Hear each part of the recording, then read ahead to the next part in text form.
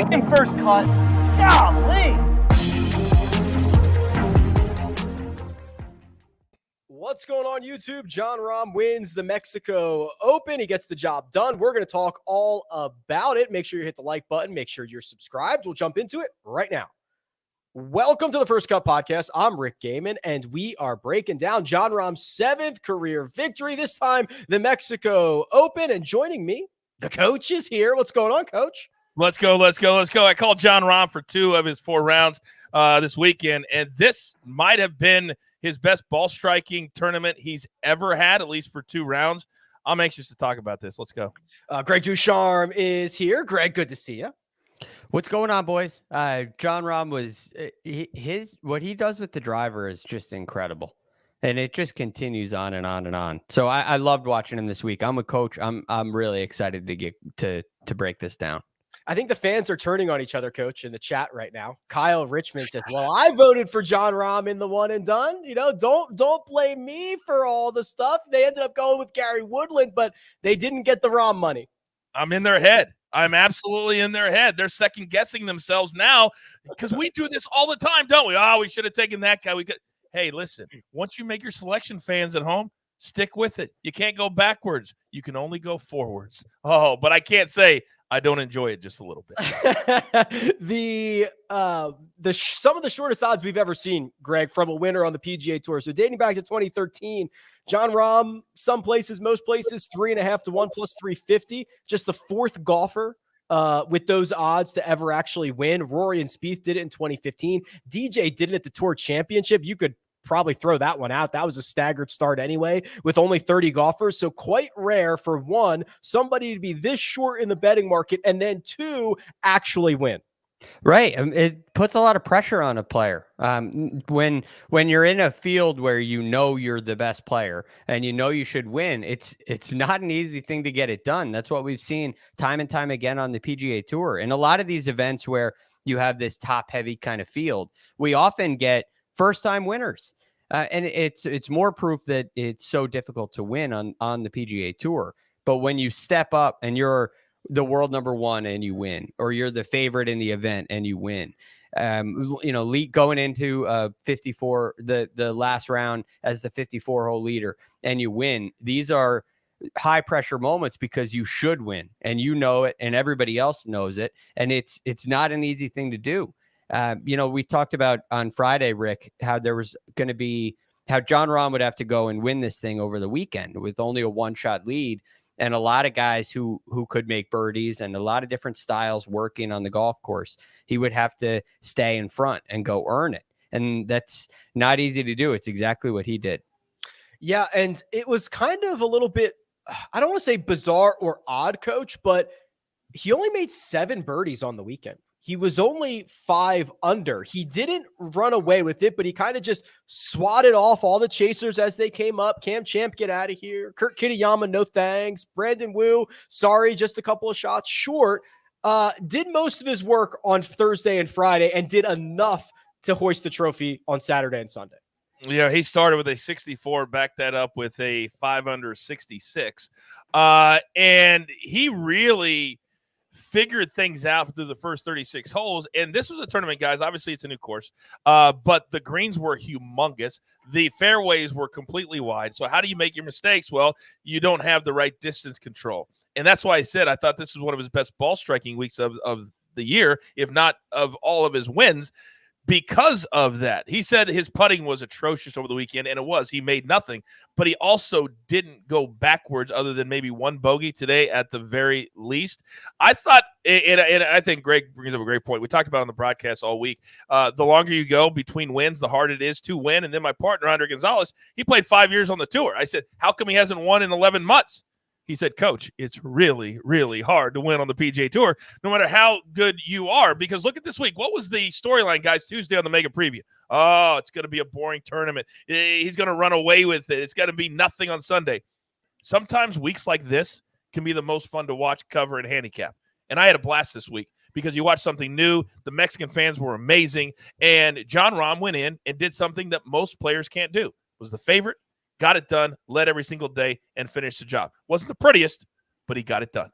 Yeah, third winner this season to hold the lead or the co-lead after all 4 rounds. Joaquin Niemann did it at the Genesis Invitational. Cam Smith did it at the Tournament of Champions. That stat via Justin Ray. And Greg, for Rahm, it's his 7th PGA Tour victory. When he is all said and done, we are not going to look back and say, remember that Mexico Open? Remember that in 2022? That was a big one for Jon Rahm. But what it is likely to do is inject him with a lot of confidence.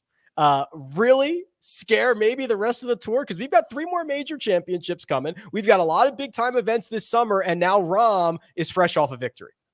Yes, and heading into a PGA championship where it looks like distance is going to be a big factor. It looks like driving is going to be a really important aspect, and we've seen that in a lot of recent PGA championships.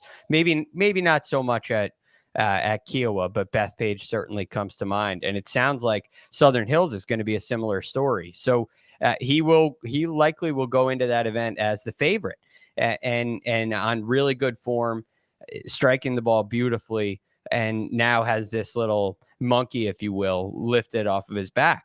It's a really important aspect. But there's one other thing. You mentioned 7 PGA Tour wins. He's got 14 wins between the PGA Tour and the European Tour, or the DP World Tour. And I don't know if you guys find this interesting at all, but 6 of those wins are national opens. You got a U.S. Open, 2 Spanish Opens, 2 Irish Opens, and also, what did I say? The Mexico US Open and the U.S. Open. And the U.S. Open. So I don't know, but I'm thinking Canadian Open. Jon Rahm at the Canadian Open could be a factor. Maybe he should play the Irish Open. Maybe he should go play the South African Open, the Scottish Open. Got it. There's still more of these, John. Go get them. Bud. Hey, boys, the Scottish Open is now on the PGA Tour. It's an official tour event. Yes. Right. So that's going to make a big difference, I believe. So you got a U.S. on the PGA Tour. You have a U.S. Open, a Canadian Open, a Mexico Open. You got North America covered.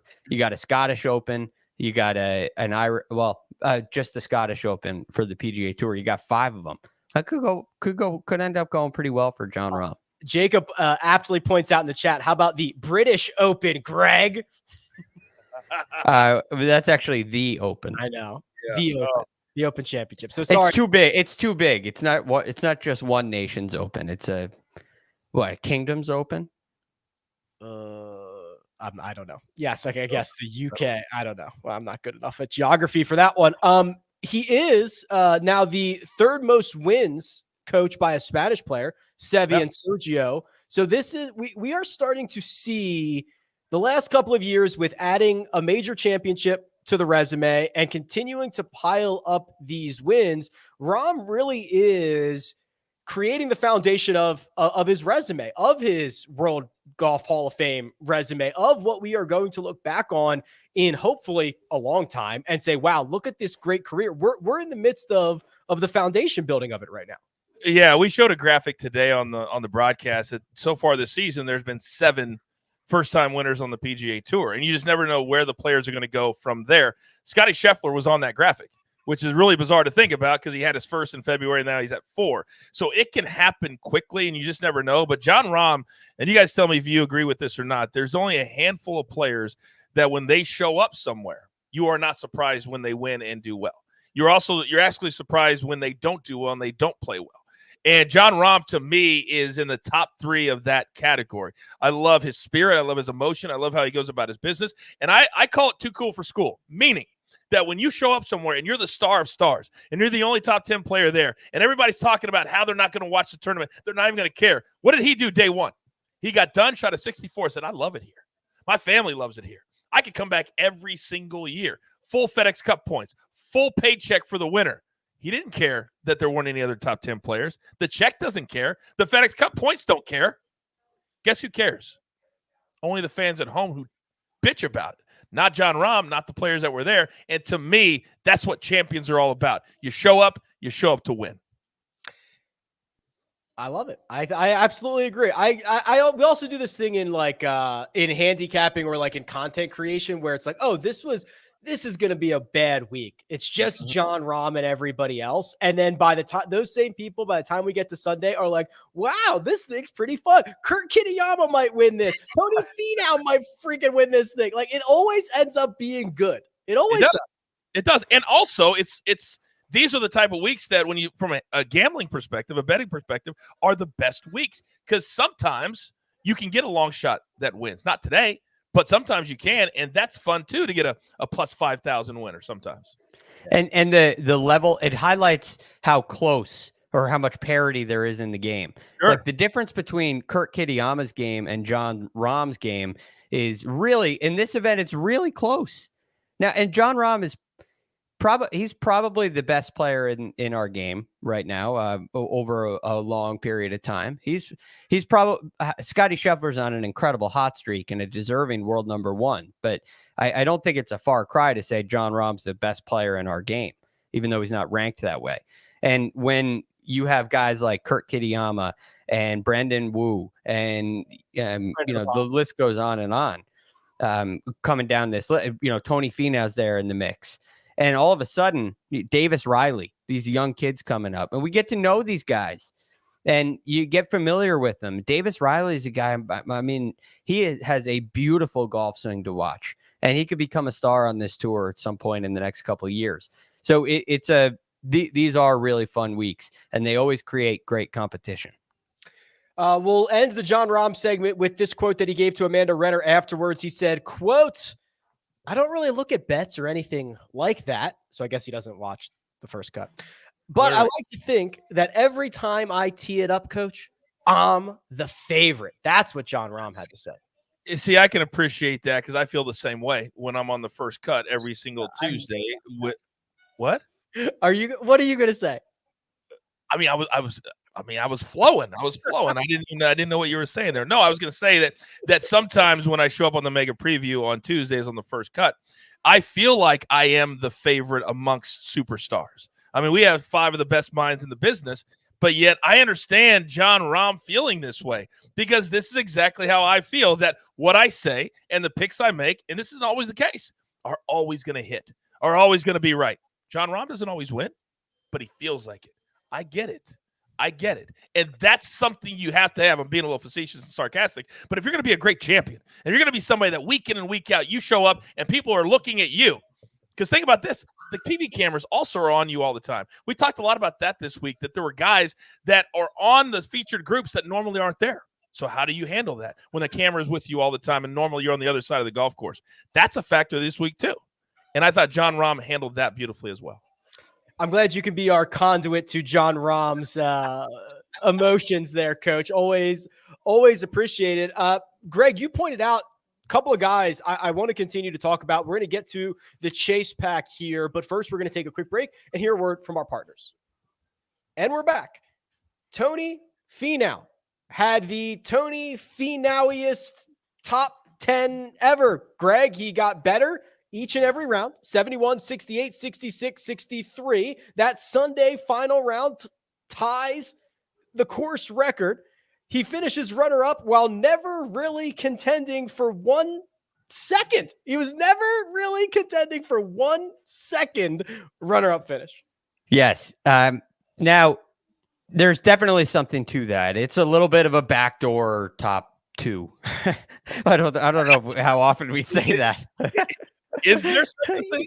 Yeah, I guess so. But if there is, this is exactly what that looks like. He sneaks his way into a T2 finish, which is great. But the real positive for me with Finau is that this has been brewing over time. His play has been a lot better than the results that he's shown. And what I mean by that is he has had an ability to hit the ball very well. His iron play has been great this year on the PGA Tour. His driving is always good. Tee to green, he's a really, really good player, and he's having an awful putting year. So the scoring average goes way down. The birdies go way down. The finishing positions start to have 3s, 4s, and 5s in front of them instead of 1s and single digit numbers. So it was his first top 10 this year. But if you look at his numbers, you take a little bit of a deeper look, and he's the model. It's very similar to what Hudson Swafford was doing before he won the American Express. He's hitting it great, waiting for that good putting week. And when it happens, you can contend and win. Unfortunately for Tony, his first 2 rounds he lost over 5 strokes putting in those first 2 rounds. and it took away his chance of winning. But going forward, you look at a PGA championship, an event this week at TPC Potomac, and these look like really good spots for Tony Finau. And I wouldn't be surprised at all to see him to win one of those tournaments. Hey, Greg, you know who called his first 36 holes this week at this tournament? You know who that was? I'm telling you, I got a DM. True story. Yeah. I got a DM from a fan. Irate. You are so unprofessional, coach. You are being so negative about Tony Finau. He's a professional, and it is your job to point out the positives and not the negatives. Really? Isn't that my job? I'm telling you right now, and I'm not overhyping this. He easily, and I mean easily, could have been 22 or 23 under par. Oh, that's not overhyped at all, coach. I've never seen in my life covering golf a player hit it better than Tony Finau hit it for 4 days this week and putt worse in my golf commentating career. And then he said right after he got done today, hey, listen, it only takes 1 day to change your career, change your season, change your life. I'm like, that's what I say all the time on PGA Tour Live. And now he's going to be back inside the top 125 because seeing that red number next to his name, boys, that's not something we're used to. And now we won't have to see it anymore. He's back on it. And I'm telling you, do not be surprised if he wins very, very soon. He's hitting it unbelievably good. I mean, how many times I was listening? I did a little traveling later last week. I was listening to a lot of it on PGA Tour radio, and it sounded like every other shot it was to Finau from 6 feet for birdie, Finau from 8 feet for birdie, and he's still even. Tony Finau even par, 12 feet for birdie, and they all miss. It was unbelievable. Crazy. It was crazy, and the balls, they weren't even close to the hole from like 5 feet. They were like 3 inches outside. I mean, it was. I couldn't believe what I was watching. And then today we kept seeing his name go up and up the leaderboard, and Andre kept looking at me going, "What is this? Who is this?" I'm like, because we had him. We also had him Saturday. I called the first 3 rounds of Tony Finau. It was crazy. It was crazy. Tony Finau loses 5.5 strokes putting rounds 1 and 2.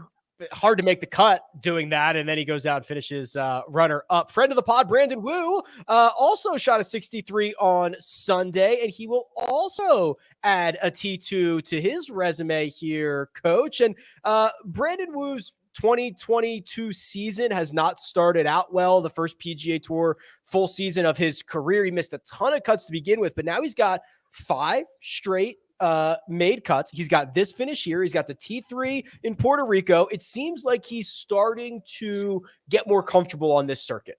Yeah, and I thought he played pretty well at the Zurich too. He played in that, and we had him on Sunday, which means he was doing something. But I believe he missed 9 of his first 10 cuts this year. And Rick, tell me if I'm correct on that. But what he has figured out is that he does belong out here because every single level of him growing up, college, played at a high level, Stanford, and now he's starting to figure out what the PGA Tour is all about. Now, there was kind of a cool moment today. He was kneeling down on the green, and I believe it started on 5. He was 8 under over the course of 11 holes to get to where he was. And there was this huge scoreboard right behind him. And he was like looking over his ball, and there you see his face. It says 7 under, T3. I was like, he's got to see that. He has got to see that. And he said afterwards, he goes, I had no idea. He goes, I had no idea until I got to 18. I thought I'd be pretty close. And then he chunks one out of the bunker and had to 2-putt for a par. But this kid is unassuming. He's confident. And now he was another player like Tony Finau, who was outside of the top 125. And with this finish, he moved all the way inside the top 90. That's how much a second-place finish or third or top 5 can do and jump you up that FedEx Cup leaderboard. It only takes 1 week. And for Brandon Wu and Tony Finau, this was that week. Yeah, big time. I'll talk about Kurt Kityama in a second, but Greg, you already talked about Davis Riley. So he finished solo 5th thanks to a 67-68 on the weekend. I want to read you some of the names that are probably the likely Rookie of the Year candidates, and you kind of tell me where Davis Riley falls into this thing. So Riley, best finish, that playoff runner-up to Sam Burns. He's made 10 cuts. He's got 3 top 10s. You could throw Cameron Young into the mix. He's got 2 runner-up finishes. He's got 3 top 10s. Chad Ramey has a victory. He's the only rookie with a victory. Those are probably your 3 front runners. Where does Riley fall into this thing? Well, it's hard to be. He's probably third. And you have Cam Young has contended in some really big events, right? He is my favorite right now, even though he doesn't have the win like Chad Ramey does. But I think we haven't seen Ramey consistently contend the way we have with Cam Young. So I would give him the edge there. But if Davis Riley continues to play the way he's played, like you're talking about a playoff loss, so a second, tied 63rd, miscut, tied fourth, fifth. You start to contend in a couple of events in a row and add a win in there, and it can change. So a win for Davis Riley, he's got enough with his top 10s and some of these top 20s and some really good recent play where a win would probably move him to first. It would probably move if he won next week. I'm not even sure if he's playing yet, but if he won next week, he would probably become the favorite in that group. Yeah, Coach, I do find it interesting that Davis Riley, who, he had the runner-up finish, the playoff loss to Sam Burns, but hasn't had a great year, has a really nice finish the week after getting to play with Will Zalatoris at the Zurich, and they go out and finish T4. I think there are some guys that get a lot of confidence, that get a little bit of a boost, just something different in the schedule when you get to partner up with your buddy, you have a good week, and you can carry the momentum and confidence on. And on Sunday, they shot a 666 in the alternate shot format. So what did that do for their confidence leaving Sunday? Well, I would say that would do a lot. Cam Young benefited from a really fast start, and we all know how the world ranking works. And so that's how he got into the Masters, because I was shocked, to be honest, that Cam Young got into the Masters. But he did, and I agree with Greg. I think he is the leading candidate for the Rookie of the Year. But Chad Ramey, to me, isn't there because his win was an opposite field event. I believe I'm correct on that. And I just feel like right now, if one of these cats can win, but it's going to be very difficult because all these big tournaments, a lot of the top players are going to play. So I would assume, Greg, to your point, a lot of the same players this week will be playing next week because it's the same type of field. Rory's going to be the star there because after that, and it's not played at Quail Hollow, it's in Maryland. And it doesn't have the same cachet that Quail Hollow has because of the President's Cup. So I think you're going to see a weaker field there, and then the top players start to play. So what does that mean? A lot of the Korn Ferry Tour guys, a lot of the guys that are farther down, they're not going to get into these big events. So they've got to play every time they can tee it up, even if it means playing 4, 5, 6 weeks in a row. Yeah. And I think Cam Young played, 9 out of 10 or something like that. He played every week to push to get into the Masters. Yep. So it'll be interesting. I'm also very curious. Now, next week's at TPC Potomac, which is the place where Francesco Molinari won the Quicken Loans. So it does have a PGA Tour history here. Also, Kyle Stanley, by the way, won the year before. Greg. I was waiting for you to name the other. Yeah. Let's go. Yeah. So the field does look to be a little bit weaker than a typical Wells Fargo, and I'm wondering if that takes the next week, the AT&T Byron Nelson, and you're going to see a lot of these guys play there to get ready for the PGA. It's in Texas, PGA in Oklahoma, easy travel turnaround. I think you're going to see a TPC Craig Ranch have a much stronger field this year.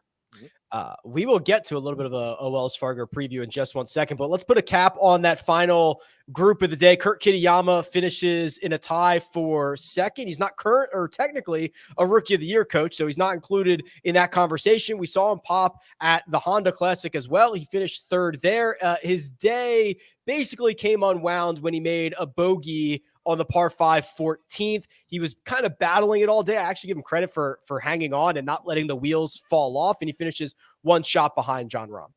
Yeah, he's got 2 wins on the DP World Tour. And if anybody watches it in the middle of the night, then you've seen him routinely show up. Now, he went to UNLV. My partner, Andre Gonzalez, went to UNLV. So I learned a lot about Kityama today. And Andre told me, he goes, do not sleep on this cat because he has world-class skills, but just had to do what Brooks Koepka did, what Peter Uihlein did, and what a lot of other guys have decided to do, and play the DP World Tour because it's just easier to get starts over there. But now he wants to play the PGA Tour. So I would suggest that everybody get used to this name being at the top of leaderboards because he's going to be up there a lot. But also, real quick, I wanted to point out Cameron Champ because I thought he had a big week for himself, Rick.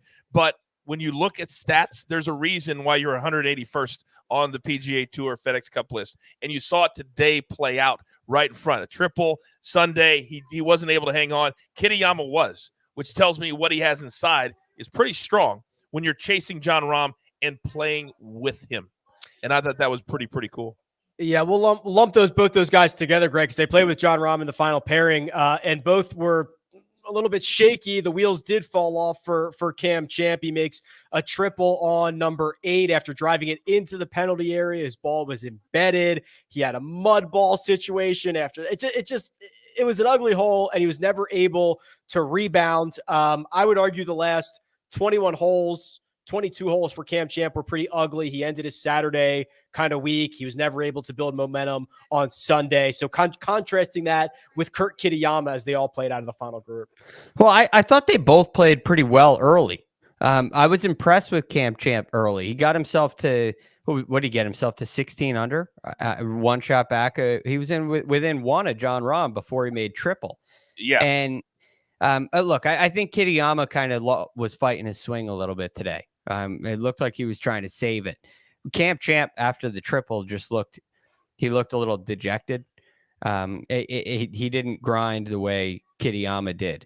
And I don't know what that is. Maybe it's just the appearance. I don't know what's going on in his head, but it didn't seem like he was trying to pump himself up in his own self-talk. It looked like the shoulders were slumping a little bit more. He was done with it. Where Kitayama was really he was really trying. He was really working at it, which I thought was nice to see. So Cam Champ, world of talent. I just wonder if this was a golf course that's set up really well for him. I don't think we learned anything new about Cam Champ. I do think we learned a little bit about Kurt Kitayama, and what we learned is he's the real deal. Hey, Rick, quick question for you. Sure. So every week I do 2 tickets, win tickets. This week I happen to bet on Cameron Champ plus 3,100. Do you know the only thing when you're calling live golf that can make you more upset than Mark Immelman sending you a GIF or a meme or some horrible way of talking trash? You know the only thing that can upset me more than that is when you're calling live golf and you see the guy that you have a plus 3,100 ticket who's right there at the top of the leaderboard disappear. And that happened to me today. We may or may not have had about 30 seconds of silence. I don't know. I can't remember. I blacked out. But that happened to me today, live on the air. Yeah, it wasn't great, Coach. You and I both with Cam Champ tickets, and I knew it wasn't going to be easy, right? When Jon Rahm's at the top of the leaderboard, I knew it wasn't going to be easy, but I was just looking for that Cam Champ magic, and we just never got it. It hurt, man. It hurt. I know it did hurt.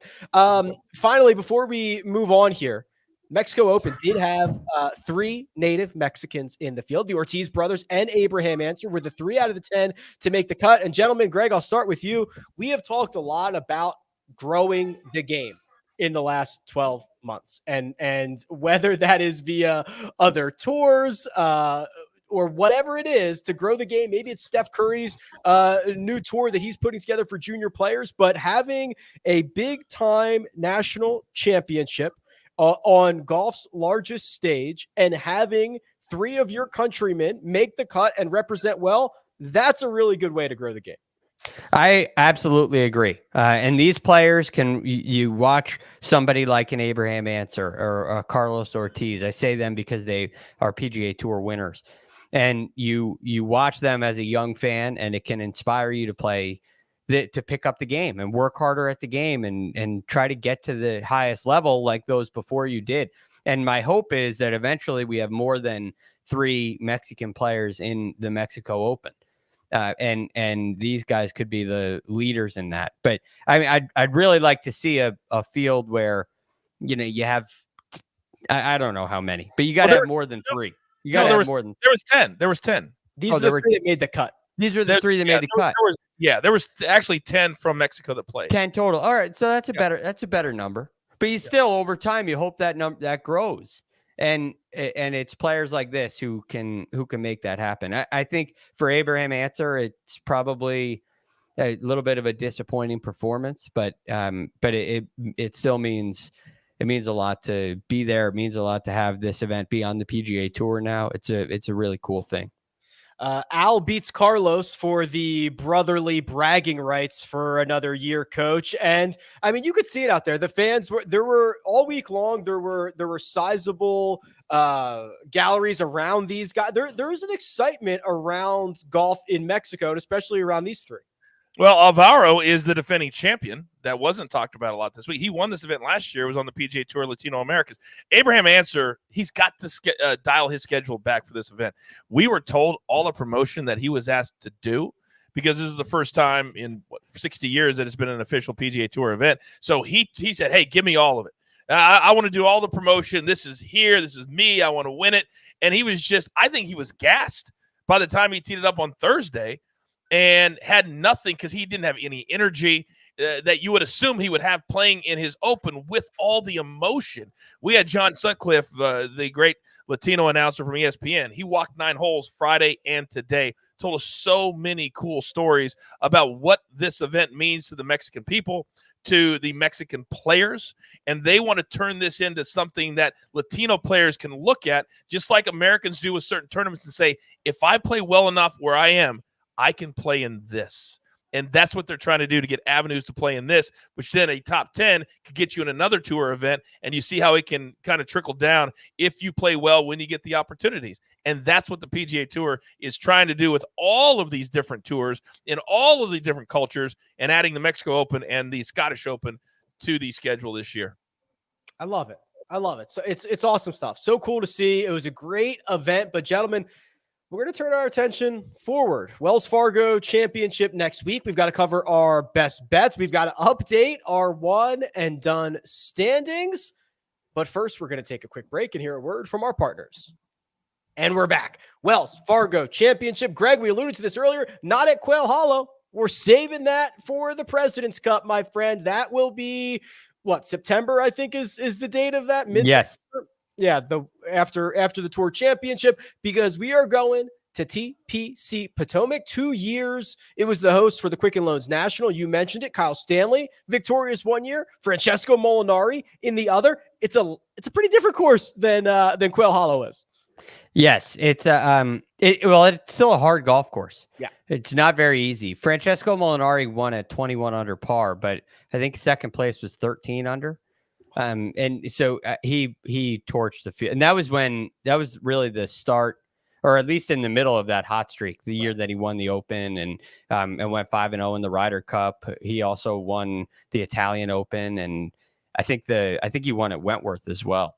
So he had a great year and really lit up the golf course. But it's a difficult golf course, and it can present a lot of challenges. It's not overly long, but it is a par 70, and the par 5s are extremely long and extremely difficult. And that is a big contributing factor to what you see with winning scores.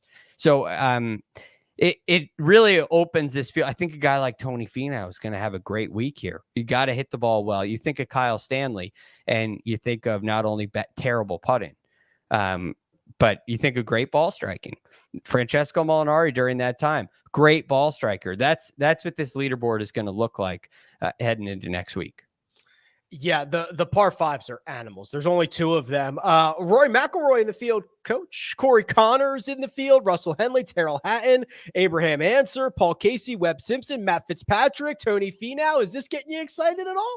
It is. I got excited for this week, and then with a lot more star power next week. But you mentioned it. Everybody that you said, for the most part, is an elite ball striker, and they're going to need to have it next week. I think next week, guys, really starts the road to the finals 3 months, whatever you want to call it, because now a ton of big events. We got 3 majors coming up, and now you got these players that are playing well. And I love the Tony Finau call from Greg there at a place where you have to hit it well. I think sometimes something we don't talk about and really hurts the fields at certain places is par 70 golf courses, because big boy hitters don't like to play par 70s. They just don't. They want the four par 5s. They want an event like this week, where part of the reason I believe Jon Rahm won is because of the 4 par 5s. 2 of them were over 600 yards, and he reached a couple in regulation. But only that's why the leaderboard looks like it does, right? Everybody there ends up being a really long hitter. That's exactly right. So I think next week, and you see this in a lot of tournaments, is the guys look at and they say, "Oh, what is Quail Hollow? It's a par 72." That's why it gets such a good field every year, because it's a great golf course and the big boys love to play it. And par 70s, to be honest, and I hate, even though I work for the PGA, I don't like par 70 courses. I don't like to watch them as a fan. I will, because I'm addicted to golf, but I like par 72s. That's what I like. Coach, the road to the final 3 months, if we come up with a snappier name than that, we could probably get the PGA Tour to sponsor it. It'll be like the Michelin 90-day challenge. Like, they'll throw something, like they've got everything sponsored. I'll talk to the bosses. I'll talk to the bosses. See what you can do about that. Best bets, gents. We did okay here. Let's see. Mark has 2 best bets, which I don't know how that works because best can't be 2 different ones. But his nationality pick, Graham McDowell, top GB&I player, that did not cash. Aaron Rye beat GMAC by 2 shots, but he did get, look at this one here, Greg. Davis Riley over Cam Champ and CT Pan at plus 190. Champ's par on 18 and struggles down the stretch allowed Davis Riley to cash this ticket for Mark. Wow, that's a big pull.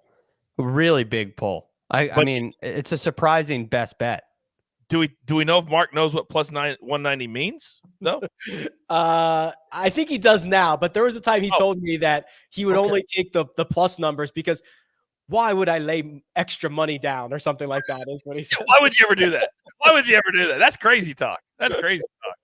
KP, who I presume is still on vacation, went with Kevin Na over Patrick Reed. That was a push. They both tied. Coach, you got weekended by Tony Finau here because it was Gary Woodland over Finau for you. Finau charges on the weekend and beats Gary Woodland. And it's bittersweet because I lose a showdown to Mark. I had Kevin Na over Woodland, and I forgot that Woodland was my best bet over Finau. So I lost both. How does that happen when you get Woodland for you and Woodland against you, and I lose both? How does that happen? That's dirty. That's real dirty. That's very dirty.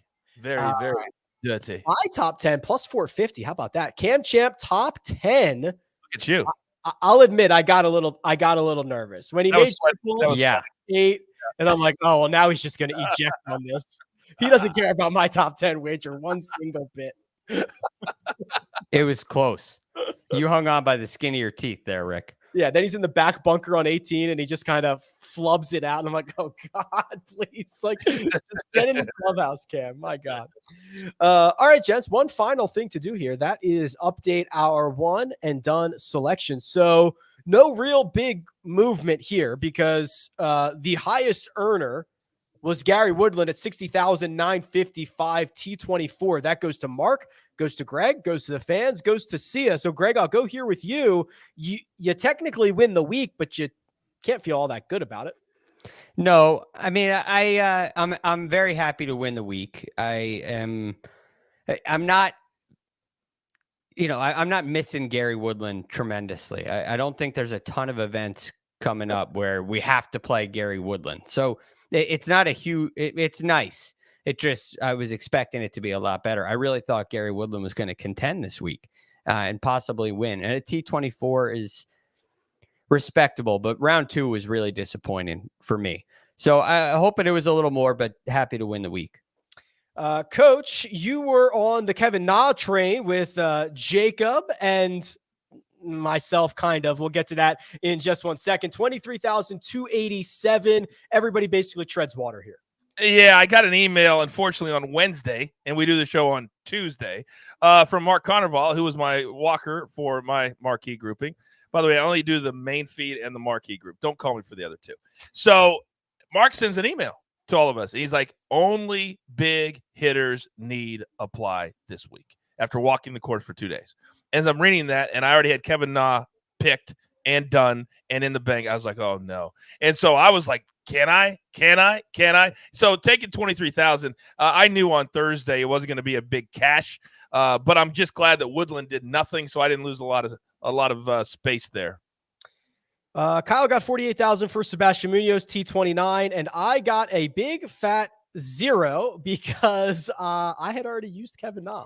First event of the year. I just thought it was crazy. I didn't even check the spreadsheet because I didn't think I would ever consider using Kevin Na once this year, let alone twice this year. Apparently I have 0 for me. And before people crush Rick, it's easier to do than you think. It's really easier to do than you think. It really, really is. So I'm not even going to tease you, Rick, because I'm sure that I could do it. Oh, I did do it this year already. Yeah. Kyle did it like 3 times in 1 year. So. Yeah, he did. Yeah. That was by January. And especially when you have somebody like slated out for you say, all right, this is a nah week. I know it's a nah week. There's not going to be another one. This is perfect.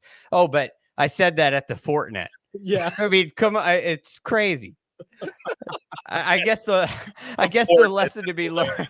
You should have seen my face when Jacob texted me and said, yeah, you already used nah. And I was like, that's impossible. There's no way I have used Kevin Na in this one and done this. Did you go check the spreadsheet? I did. I did. It was a little too late at that point. Yep, there he is. First, I don't even have to scroll down. Yeah, first week of the year. If the fans did indeed go with Jon Rahm, they would have added 1.3 million, coach, and they would be in second place with $5.7 million. I wonder if there is going to be some turmoil amongst the fans this week. Well, I mean, they're all fighting with each other right now in the chat. I just love watching them go at each other because what's going to happen is they're going to start to overthink it when they vote every week. So you're going to have like 10% here, and then they're just going to self-implode. So clearly, the last 2 weeks I've gotten in their heads, and they've changed their thing. They miss a cut. And then this week, when they could have gone with Jon Rahm, he was one of the 4 selections, and you didn't. All you fans at home couldn't get the job done. You were scared to leapfrog me. You were scared to leapfrog Jacob, and hence you didn't go with the big boy. We'll see what happens next time. But right now, Rick, it's too easy playing with the fans. Too easy. All right, that should sufficiently rile them all up. Gentlemen, we're headed to Maryland next week. We'll have DFS preview on Monday, mega preview pod on Tuesday, round by round recaps. Any final thoughts before we get out of here on this Mexico Open?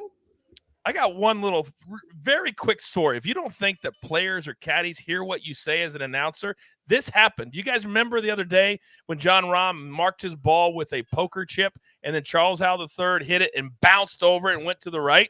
Yes. I literally, and so Jon Rahm said, did it move? His caddy sitting right there. I go, well, it didn't move enough to make a difference. Literally, his caddy goes, they just said didn't move enough to make a difference. Rahm goes, okay, marked his ball and put. I was like, I was in disbelief. They literally used my commentary to decide if they were going to move his big old poker chip. They hear it. I don't know how they heard it, but they heard it. That's wow. Yeah, it was crazy. It was crazy. Yeah, we have also found out, Greg, that there are players and people in spheres of players that listen to the first cut, and things that we sometimes say always get back to them. I've learned that the hard way a couple times. Yeah, but you can't let it affect you. You do your job to the best of your ability. Yeah. And if we keep doing that, then hopefully they respect us for it. I'll just keep spitting those hot takes. Fire. Smoking hot takes.